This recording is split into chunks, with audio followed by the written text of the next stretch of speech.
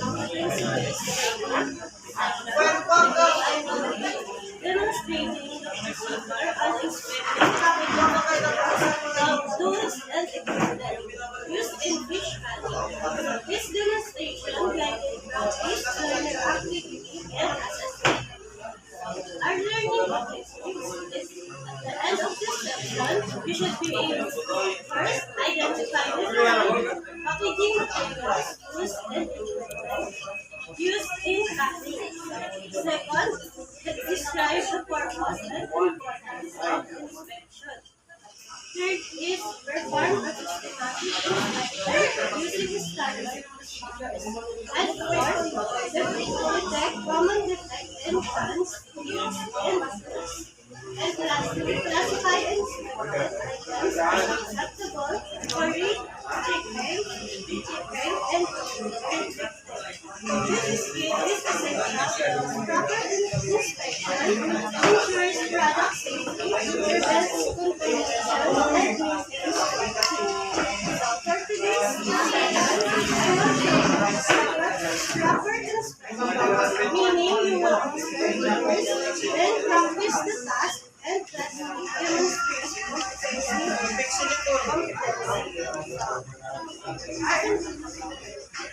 First, inspection of packaging materials is a critical step before canning.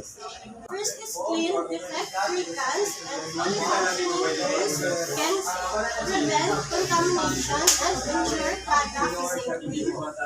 A single dent, skin defect, or rust can compromise the entire batch. That's why workers must perform inspection before production begins. So here are the primary packaging materials used in fish canning. The tin cans, also called metal containers, silicone cannulates, aluminum lids, and inner lacquers or coating. These components work together to maintain product quality and shelf stability. During inspection, we focus on the physical condition, cleanliness, and integrity. So, inspection is important. Three main reasons. First, it ensures product safety by removing defective plants. Second, it prevents contamination and spoilage.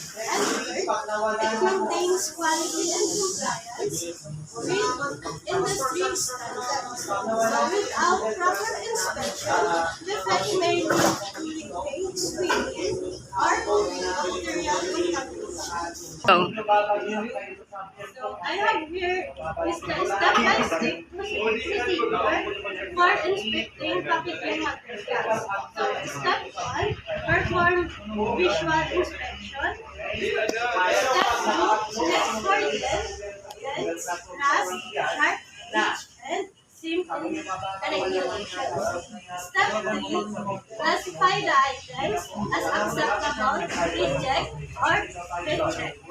So this process ensures uniformity and accuracy. So for tools and materials that we needed, first the inspection guide.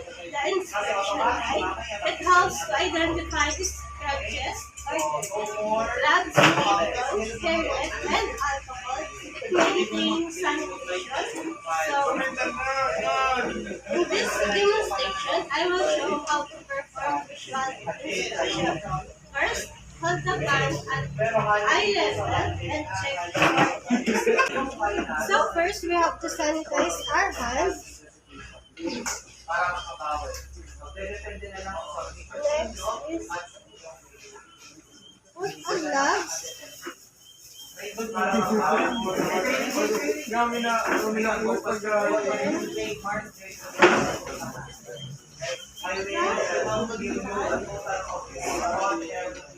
This is an example of cans. So first, I will show you how to perform visual inspection. So first, hold the can with an eye level and check for dents, bugs, and rust. So Now you check it and then rotate the can slowly to inspect the irregulation. Ensure the inner coating is smooth and clean. So, this step is always done before measurement. Next, we inspect the double seam. So, this is the double seam. Using the seam gauge or calipers, measure the seam width and height. So, compare your readings to the standard acceptable range. Any measurement outside the limit indicators a possible selling problem and must be classified as reject. So, next, for your learning activity, now it is your turn. Using the sample cans and tools provided, perform a complete inspection. Follows the same step I demonstrated. Visual inspection, checking defects, seam measurement, and classification. I will guide you and answer your questions as you progress.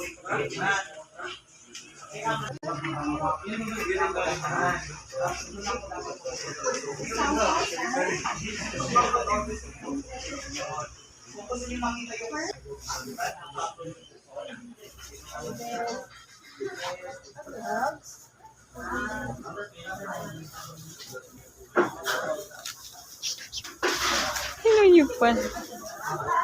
That being said, before I conclude, I hope that you learned something from our subject this first semester. Sana natin po kayo.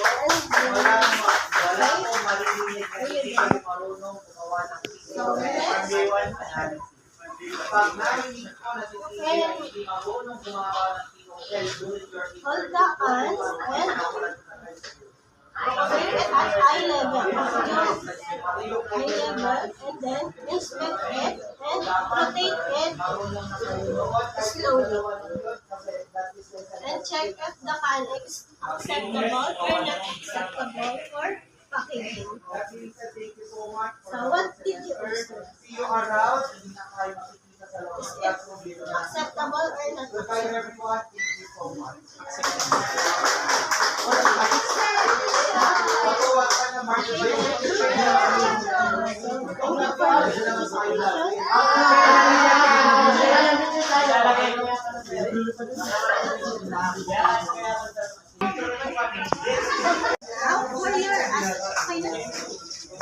Now for your assessment, I will use the secondary assessment tool that I created. Proper use of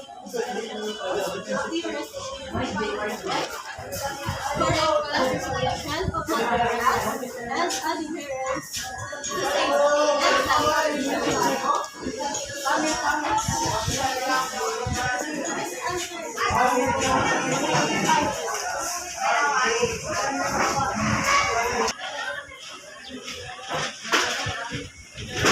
Wala. Are you done?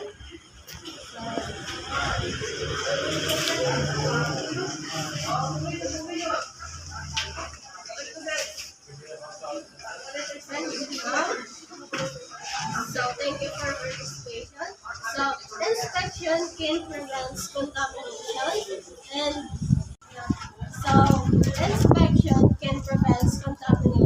and ensures coordinates, rust, and cell defects. Use tools accurately and classify materials according to standards. So these steps help you maintain the product quality and safety. So I have a question. If you see a can with a small dent in the side, do you think it is acceptable or rejected, and why? The proof.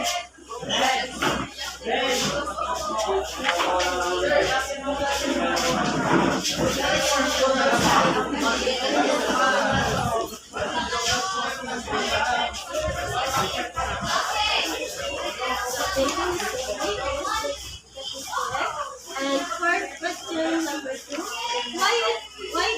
important to inspect the double seam before selling the cut. Yes, Mr. Bruno? It is important to inspect the double seam because it is responsible for sealing the can tightly and ensures that the can is airtight. A defective seam can cause leakage or contamination to the product. Okay, thank you. Let's see. So,